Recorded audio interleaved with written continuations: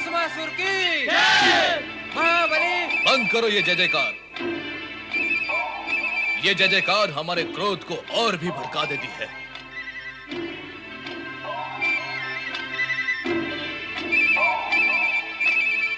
नारी कितनी सुंदर, कोमलांगी, चंचल नैनों वाली, मधुर मुस्कान वाली, इसे तो प्राप्त करना चाहिए। अब मैं जगत की सबसे सुंदर नारी को अपनी महारानी बनाऊंगा और ये जितने भी देवता ऋषि मुनि हैं, इन सबको समाप्त कर दूंगा।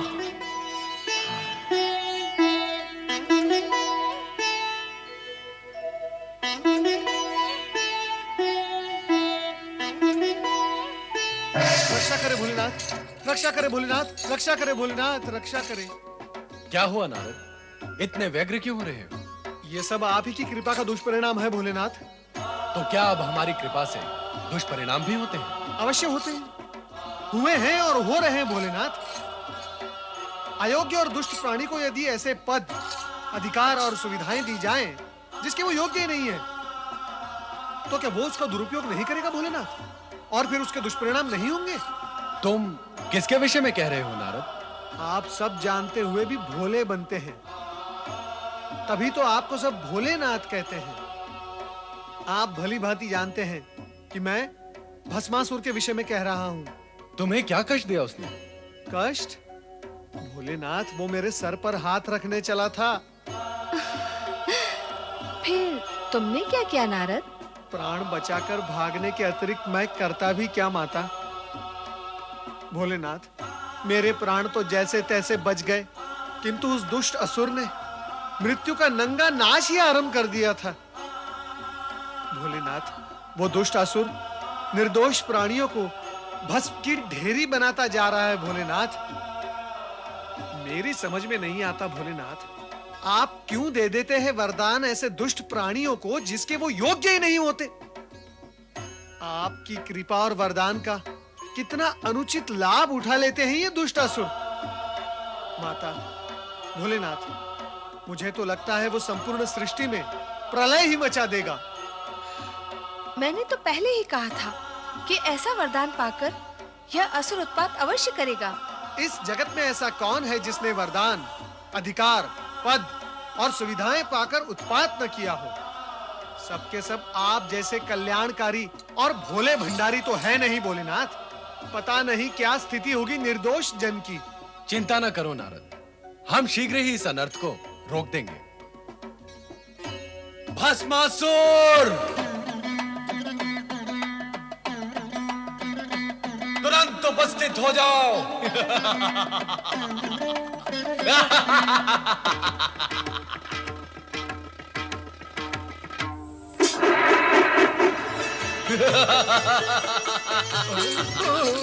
हे शिव शंकर, आपके दिए हुए वरदान का प्रयोग करके अत्यंत सुख की प्राप्ति हो रही है।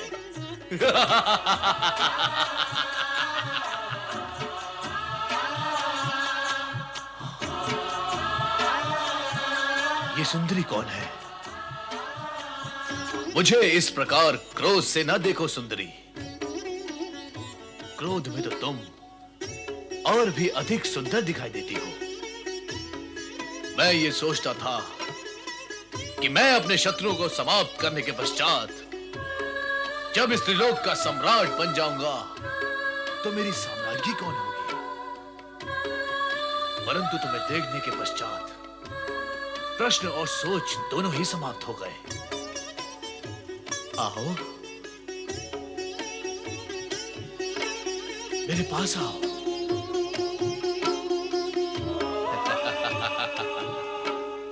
मैं इंद्र को भस्म करके तुम्हें स्वर्ग के सिंहासन पे बिठाऊंगा। दुष्ट भस्मासुर, पार्वती हमारी अर्धांगिनी है और तू हमारा सेवक। वो तुम्हारे माता समान है। इन पर कुदृष्टि डालने का परिणाम जानता है। हम तुम्हें इसी समय भस्म कर देंगे। भस्म करने का काम जब तुम करते थे वो युग गया भस्मधारी। अब भस्म करने का कार्य मैं करता हूं। मैं, इससे पहले कि तुम मुझे भस्म करो, मैं ही तुम्हें भस्म करके इस सुंदरी को अपना बना लेता हूं। वही रुक जा दुष्ट। प्रभु अपनी रक्षा करे, भाग जाए यहाँ से, भाग जाए प्रभु।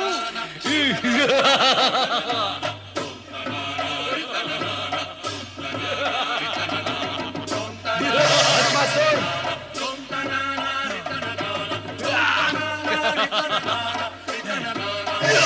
भस्मासुर,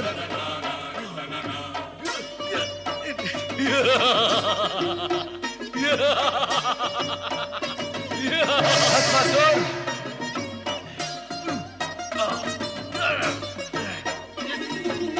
भस्मासुर,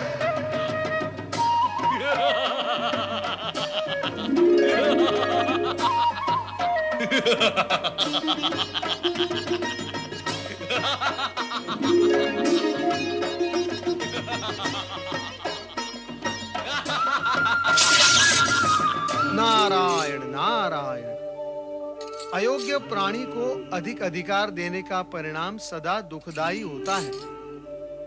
देवेश्वर, आप ही से वरदान पाया है और अब आप ही को भस्म करने पर तुला हुआ है ये दुष्ट प्राणी।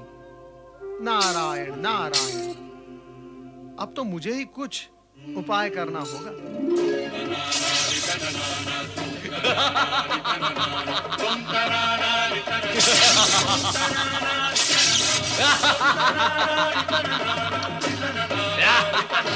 रक्षा करें प्रभु, श्री हरि प्रभु हमारी रक्षा करें।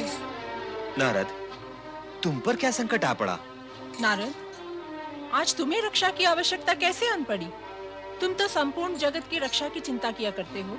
माता, चिंता तो आज भी है, किंतु जगत की नहीं, जगत पिता की। अर्थात? श्री हरि, भस्मासुर को वरदान देकर भगवान भोलेनाथ स्वयं संकट में पड़ गए हैं। वो दुष्ट भस्मासुर भगवान भोलेनाथ के सिर पर हाथ रखकर उन्हें भस्म करना चाहता है। पर नारद, ये भी तो शिवलीला ही है। शिवलीला? श्री हरि, ये कैसी शिवलीला है जिससे प्राण संकट में पड़ जाएं? नारद, शिव ऐसी ही लीला करते हैं कि जगत के सारे प्राणी इस सत्य को जान और मान ले कि अयोग्य प्राणी को अधिक अधिकार और वरदान देने से जगत को दुष्परिणाम भोगने पड़ते हैं। किंतु इस समय तो आप उन्हें दुष्परिणाम भोगने से बचाएं। स्वामी, आपने सदा ही शिव पार्वती को संकटों और बाधाओं से उबारा है। आप शीघ्र ही उनकी सहायता करें।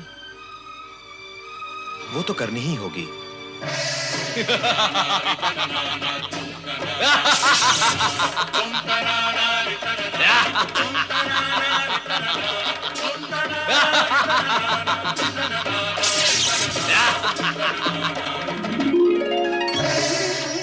ये सब क्या हो रहा है स्वामी? कहां कहां क्या हो रहा है देवी? तीनों लोकों का स्वामी एक दुष्ट, बुद्धिहीन, दुराचारी असुर के सम्मुख इतना विवश, असहाय और परुषहीन हो गया है। समय की बलिहारी है देवी, समय की बलिहारी है। हाँ स्वामी, देख रही हूँ समय से हारे हुए बल को, किंतु अब आपकी ये दशा मुझसे देखी नहीं जाती। तो देवी, हमें क्या अपनी ये स्थिति प्रिय लगती है? हम इस अप्रिय स्थिति से स्वयं ऊब चुके हैं। तो फिर विराम क्यों नहीं लगा देते इस स्थिति पर? नहीं, हम अभी ऐसा नहीं कर सकते। ना सही, मैं तो कर सकती हूँ। आप मुझे आज्ञा दें, मैं शक्ति रूप धारण कर उस दुष्ट भस्मासुर को एक क्षण में ही समाप्त कर दूंगी। तुम यदि ऐसा कर दोगी तो हमारे वरदान का क्या होगा जो हमने भस्मासुर को दिया है कि उसे कोई भी नहीं मार सकेगा? यदि तुम्हारे हाथों उसका वध हो जाता है तो हमारे वरदान की महिमा भी समाप्त हो जाएगी। ऐसा हो गया तो जगत के प्राणी भविष्य में हम पर और हमारे वरदान की शक्ति और महिमा पर विश्वास ही नहीं करेंगे। स्वामी, आप तो चारों ओर से विवश हैं। तुम चिंता न करो देवी, हमारी विवशता का शीघ्र ही अंत होगा। कोई ना कोई उपाय अवश्य निकल आएगा। अब तुम शीघ्र ही समाधि स्थल चली जाओ, वहां पर तुम सुरक्षित रहोगे।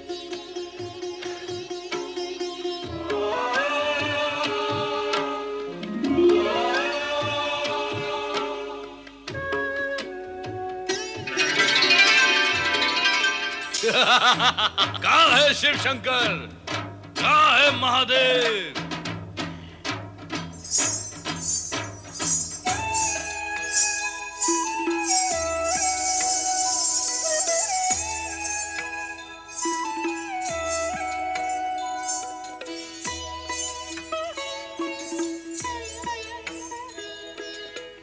इधर देखो वरदायिनी भस्मासुर।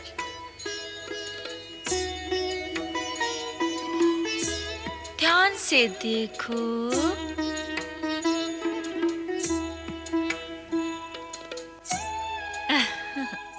अंतर्दृष्टि से देखोगे तो मैं तुम्हें पार्वती से अधिक सुंदर दिखाई दूंगी। मैं त्रिभुवन मोहिनी हूँ।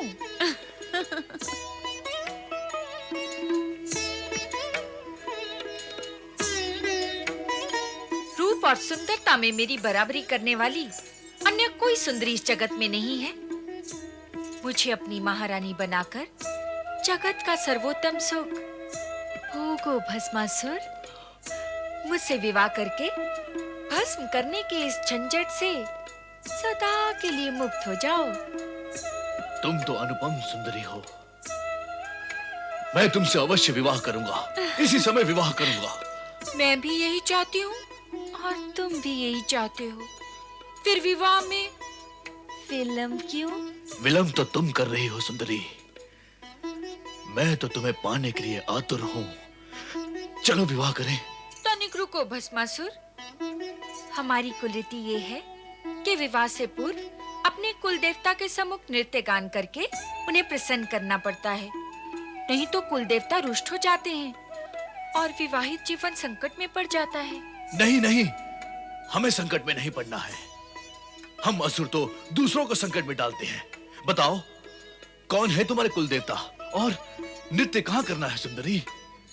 आओ।